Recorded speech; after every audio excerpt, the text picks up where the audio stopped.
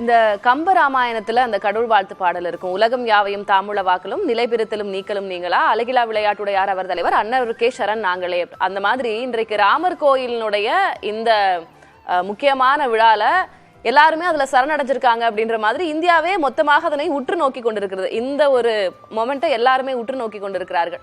முதல்ல இது அரசியல் ரீதியாக கடந்து வந்த பாதைகள்லாம் ஒரு புறம் இருக்கு. இது இன்றைக்கு எவ்வளவு முக்கியமான நாள் இந்தியாவில் அப்படின்றத பத்தி நம்ம பேச தொடங்கிட்டு அப்படியே ஒவ்வொன்றாக போகலாம். இது ஒரு முக்கியமான நாள், அதில் சந்தேகமே கிடையாது.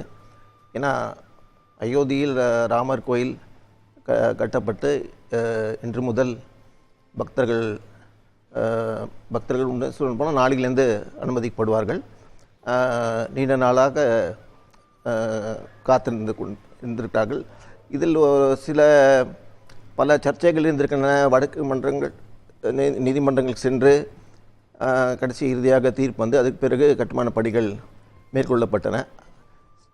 ஆகவே சண்டை சச்சரவின்றி இன்றைக்கு கோயிலுக்கான திறப்புக்கான அனைத்து ஏற்பாடுகளும் செய்யப்படுகின்றன. அந்த வகையில் பல கசப்பான அனுபவங்களை தாண்டி இன்று ஒரு நல்ல நிதான செய்தியான ராமர் பக்தர்களுக்கு நல்ல செய்தியாக இன்றைய நாள் முதல் தொடங்கும். அயோத்தியில் நீங்கள் போட்டிருக்கீங்க மிளிரும் அயோத்தி என்று ஒரு தலைப்பு போட்டிருக்கீங்க. ஒரு காலகட்டத்தில் மிரளும் அயோத்தி என்று இருந்தது. அது மாற்றி இன்று மிளிரும் அயோத்தி என்று மாறி இருக்கிறது என்று சொன்னால் அது பல்வேறு சமூகத்தினருக்கும் நம் பாராட்ட தெரிவிக்கணும். ஏனென்றால் வழக்கு நீதிமன்றங்கள் இருந்தாலும் இறுதியில் பல தரப்பு ஒரு மீடியேஷன் என்ற வகையில் ஒரு சுமூகமான ஒரு தீர்வை ஏற்பட முடியுமா என்று சிலர் முயற்சித்தார்கள். அதுக்கு சுப்ரீம் கோர்ட் கூட ஒரு மீடியேஷன் கமிட்டி ஒன்று அமைத்தது. அவர்களும் பல்வேறு பேரை சந்தித்த பிறகு ஒரு அறிக்கையை கொடுத்தார்கள். அறிக்கையில் சீல் கவர் என்ற முறையில் தான் சுப்ரீம் கோர்ட்டில் தெரிவிக்கப்பட்டது.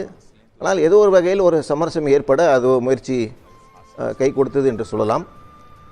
அந்த அடிப்படையில் கூட தீர்ப்பு வந்திருக்கலாம். இறுதியில் அந்த தீர்ப்பு 2019 பிறகு வந்த தீர்ப்பின் அடிப்படையில் கட்டுமான பணிகள் ஒரு 2-3 வருடங்களாக அங்கே நடைபெற்று வருகின்றன.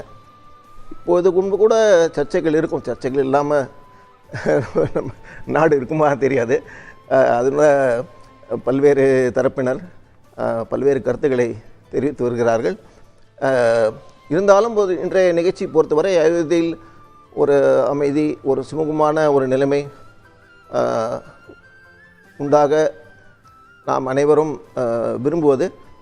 அந்த அடிப்படையில் ஒரு அமைதியான சூழ்நிலை நிலவுகிறது. ஒரு சிறந்த ஒரு நாளாகும். இன்றைக்கு இந்த கோயில் 3 அடுக்கு கோயில், அது இப்போ ஒரு அடுக்கு நிறைவு பெற்றிருக்கிறது. இப்போவே பிராண பிரதிஷ்டை செய்கிறார்கள் அப்படின்றதுல கேள்விகள் நிறைய இருந்து சங்கராச்சாரியார் கூட சொல்லியிருந்தார். முழுமை பெறாத முற்று பெறாத ஒரு கோயிலுக்கு வந்து குடமுழுக்கோ பிராண பிரதிஷ்டையோ செய்வது சரியில்லை அப்படின்றது போல சொல்லியிருந்தார். உங்களுடைய பார்வை என்ன? ஒரு பத்திரிகையாளர் நீங்க எப்படி அதை இன்டர்பிரேட் பண்ணுவீங்க? சங்கராச்சாரியர் எழுப்பின கேள்விகளுக்கு அரசு தகுந்த மரியாதை அளித்து அது சரியான பதில் கொடுத்துருக்கார்களா என்று கேட்டால் கொஞ்சம் வருத்தமாக தான் இருக்குது. 2வது பிராண பிரதிஷ்டை எப்போது செய்யணுன்ற கேள்வியும் எழுப்பியிருக்கிறார்கள். அதுக்கான விளக்கங்களும் அரசு சார்பாக பாஜக தலைவர்களும் சிலர் அறிக்கை கொடுக்குறாங்க. ஆன்மீக தலைவர்களும் இதை பற்றி கருத்து சொல்லிட்டு இருக்காங்க. ஆனால் இது ஒரு சர்ச்சைக்குள்ள விஷயமாக மாறிவிட்டது. சங்கராச்சாரியாருடைய அவர்களுடைய குற்றச்சாட்டுன்னே சொல்லலாம். ஏன் இவ்வளோ அவசரப்பட்டு இப்போ செய்கிறீங்க? பிராண பிரதிஷ்டை என்பது கோயில் முடிந்த பிறகு தானே செய்யணும் அப்படின்னு செய்யலாம். ஆனால் பாஜகவோட கவலை என்னென்னா, அவங்க ஒரு அட்டவணை மாதிரி வச்சுருக்காங்க, ஒரு கேலண்டர் மாதிரி வச்சுருக்காங்க. லோக்சபா எலெக்ஷன் முன்னால் ஒரு ராமர் கோயில் அயோத்தியை வச்சுக்கொண்டு ஒரு மாபெரும் ஒரு நிகழ்வை இது போல் ஏற்படுத்தி இதன் மூலமாக ஒரு பக்தி இயக்கம் மாதிரி கொண்டு போய் அது ஒரு அரசியல் இயக்கமாக கொண்டு செல்ல ஒரு பிளான் இருக்கிற மாதிரி தான் தெரியுது. ஏன்னா 2019 சுப்ரீம் கோர்ட் தீர்ப்புலேருந்தே நீங்கள் வரிசையாக பார்த்தீங்கன்னா அதெல்லாம் ஒரு செயின் ஆஃப் ஈவெண்ட்ஸ் பார்த்தீங்கன்னா அதோடைய பில்டப் இந்த கிளைமேக்ஸ் தான் வருது. லோக்சபா எலெக்ஷன் முன்னாலே இது நடத்தப்படணும் அப்படின்னு பாஜக விரும்புகிறது என்று தெரிகிறது.